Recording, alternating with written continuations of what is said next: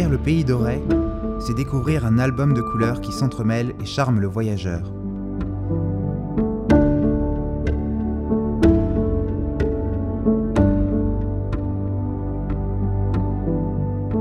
Ici, le jaune des landiers et du soleil couchant. Là, le vert des bois de Camors et des hortensias. Ailleurs, le gris de nos chapelles et autres pierres dressées, avec le blanc des coiffes bretonnes et de l'écume qui couvre nos côtes sauvages. Et enfin, le bleu de la mer et du ciel qui à l'horizon ne font plus qu'un. Pays de rivières envahis par la mer, avec ses dunes, ses criques, ses estuaires, ses ports et ses 3 îles qui au loin nous appellent. Et quand vient l'équinoxe, la mer retirée, plus de 1000 pieds foule le sable fin qui s'offre d'Étel à Quiberon. Pays habité par plus de 85 000 âmes, héritier d'une civilisation mégalithique sans nom, où menhirs solitaires ou assemblés en dolmens, dressés en cercle ou alignés ne dévoilent que leur masse de granit. Pays riche de ces femmes et de ces hommes qui de la terre et de la mer tirent le meilleur pour nos papilles.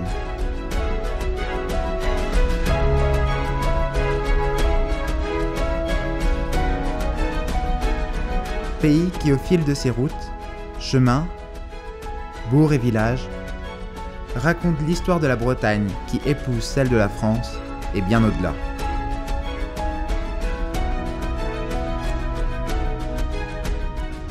Roland Le Sauce, président du Conseil de développement du pays d'Auray, le CODEPA pour faire simple. C'est une interface entre les élus du territoire et la société civile.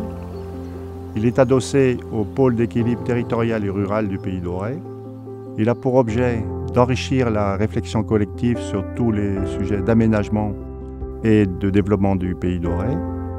Il est composé de représentants du monde économique, de syndicats de salariés et d'associations. Il travaille sous 2 formes. Soit il est saisi par les élus du territoire, à l'exemple du SCOT, soit il s'auto-saisit sur des sujets qu'il juge prioritaires. Le Conseil de développement du pays d'Auray mène plusieurs réflexions qui concernent toutes l'aménagement du territoire. Par exemple, le développement économique, le tourisme, les transports, le sport, la culture.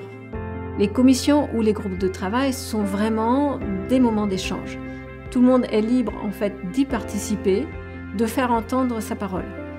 Les auditions d'experts du territoire ou de techniciens ou de structures expertes du territoire nous permettent d'avoir un point de vue professionnel sur des sujets que l'on aborde. Ils diffusent largement ces travaux auprès des institutions et des élus du territoire. Ce sont des contributions écrites que l'on retrouve sur le site internet du Conseil de développement du pays d'Auray.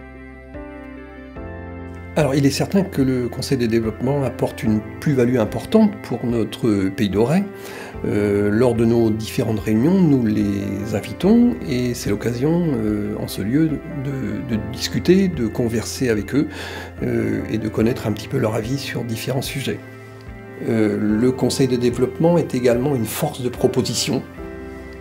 Et il est certain que lors des travaux de commission thématiques que le CODEPA a mis en place, eh bien, ressort souvent des idées intéressantes. Dernièrement, tout ce qui concerne la précarité alimentaire, ce qui concerne le tourisme, eh bien, le fruit de ce travail a certainement été bénéfique pour les réflexions générales menées par les 2 communautés de communes.